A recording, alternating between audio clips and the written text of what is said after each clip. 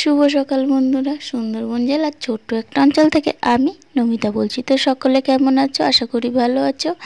তো দেখো, সকাল সকাল উঠে আমি কিন্তু কোমর বেঁধে কাজে লেগে পড়লাম। সকালে উঠে সমস্ত বাসি কাজ সেরে খেয়ে দিয়ে ছেলেকে স্কুলে পাঠিয়ে সোজা জামা কাপড়গুলো কেচে নিয়ে আসলাম। আর জামা কাপড়গুলো কেচে এই যে দড়ির উপরে ঝুলিয়ে দিলাম। জলটা সরে গেছে আর এখন ঘড়ির কাঁটায় বাজে 9টা 10। তো দেখো, এখন থেকেই আমি আমার ব্লগটা স্টার্ট করছি।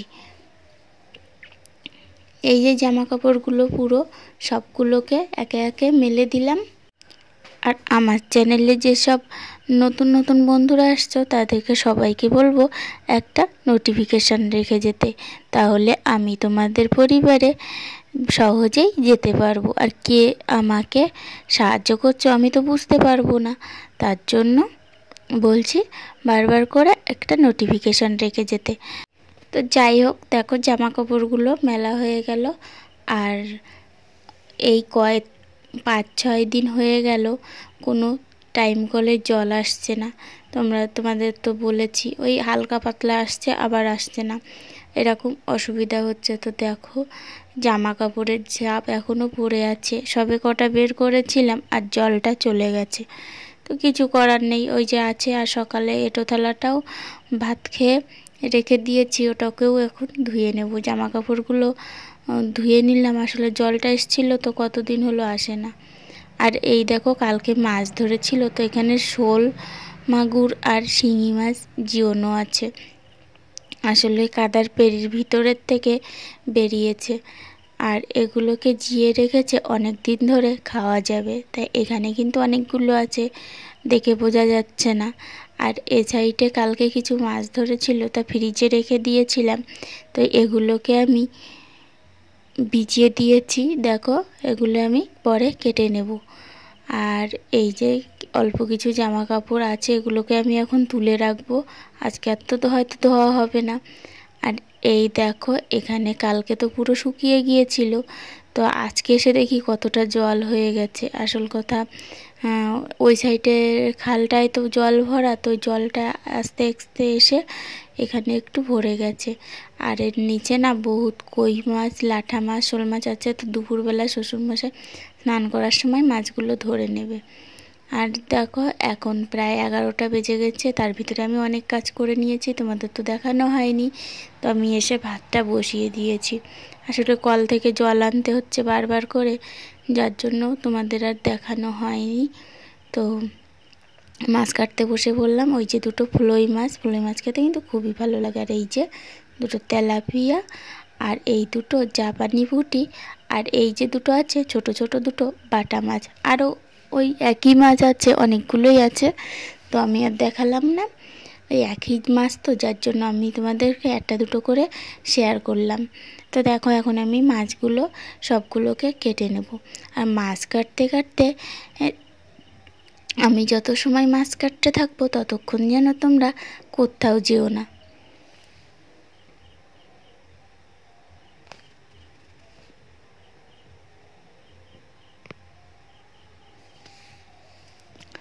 আর হ্যাঁ বন্ধুরা, ফ্লোই মাছ খেতে কে কে ভালোবাসো অবশ্যই কিন্তু কমেন্ট করে জানাবে। আমি কিন্তু আগে ফ্লোই মাছ খেতাম না, কিন্তু একদিন আমি খেয়েছিলাম, একটু হালকা জোর করে দিয়েছিল, তো খেয়েছিলাম। খাওয়ার পর থেকে কিন্তু আর ফ্লোই মাছ ছাড়ি না।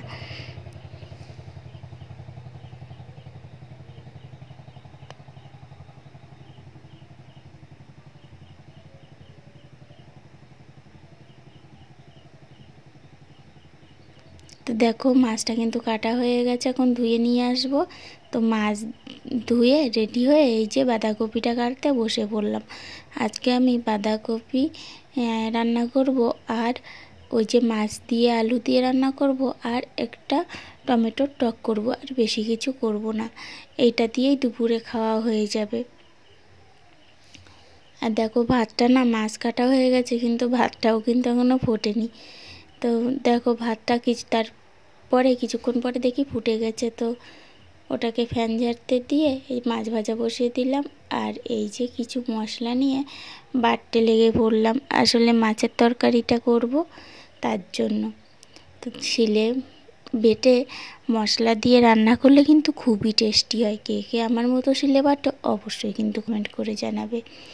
আর এই যে তরকারিটাও বসিয়ে দিয়েছি, দিয়ে জল দিয়ে দিলাম। এত সময় ধরে কষিয়ে নিয়েছি, এখন জল দিয়ে দিলাম।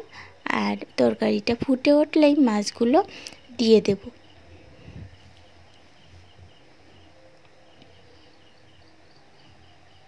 আর ওই যে নারকেল পাতাগুলো দিলে একটু জোরে জ্বলে, তো তার জন্য নারকেল পাতা দিচ্ছি এক একটা করে, তাহলে তরকারিটা তাড়াতাড়ি ফুটে যাবে।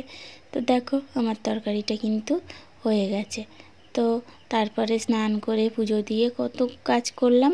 তারপরে এই যে দুপুরে ভাত খেয়ে সোজা থাল বাসনগুলো নিয়ে পুকুরে চলে এলাম। আর সকালে ওই যে জলের কথা বলছিলাম, তাই দুপুরে বরমশাই ওই যে একটা ঘাট করে দিয়েছে, ওখানে বসে বসে আজকে থালা বাসনগুলো মেজে নিচ্ছি। আর জানো তো বন্ধুরা, পুকুরের থালা বাসন ধোয়ার কিন্তু একটা মজাই আলাদা। কারণ আগে তো পুকুরেই ধুতাম, এই একটা বছর হলো কল এসেছে। দেখো, আর ওই যে এঁটো থালায় যে ভাত টেটোগুলো থাকে, সেগুলোকে আমি সবগুলোকে জলে দিয়ে দিয়েছি, আসলে মাছে খেয়ে নেবে। আর ওই যে থালাগুলোকে খুব ভালো করেই মেজে নিয়েছি, তোমরা তো দেখলেই। তারপরে সব থালাগুলোকে কিন্তু খুব ভালো করেই ধুয়ে নেব। তো দেখো আমার থালা বাসন ধোয়া হয়ে গেছে। তারপরে সোজা জামা কাপড়গুলো তুলে নিয়ে ভাঁজ করতে বসে পড়লাম। আর এই যে বালিশের কভারগুলোও ধুয়ে দিয়েছি, তো বালিশের কভারগুলো লাগিয়ে নিচ্ছি।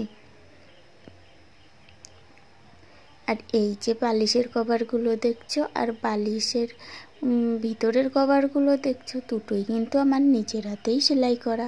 তো এই বালিশের কভারগুলো কিন্তু আমি একদম দোকানের মতো করে সেলাই করেছি, নিজে হাতে সুই সুতো দিয়েই সেলাই করেছি। তো বন্ধুরা, আমার এই বালিশের কভারগুলো যদি তোমাদের পছন্দ হয় তো অবশ্যই কিন্তু একটা লাইক করে দেবে আর কমেন্টে জানিয়ে দেবে বালিশের কভারগুলো কেমন লাগলো।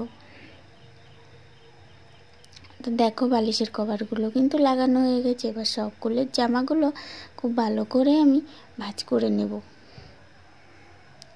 আর এই যে ছেলের স্কুলের ড্রেস, ও তো স্কুলে গেছে একটা পরে, আর একটা এই যে আমি ধুয়ে দিলাম। তো সবার জামাগুলো ভাঁজ করে দিলাম, আর এই কিছুটা আছে সেগুলো আমি ওই হ্যাঙ্গারে ঘরে দিয়ে দেব। তো বন্ধুরা, আজকের ব্লগটা এখানেই শেষ করব।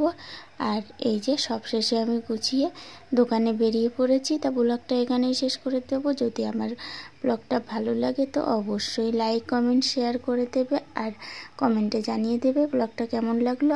আর আমার পাশে থাকার জন্য পাশে থাকা বেল আইকনটিটা প্রেস করে দেবে। আর এই যে দেখো বিকালের দৃশ্যটা তোমাদের একটু দেখালাম। তো বাই, এখন চলে এই পর্যন্ত।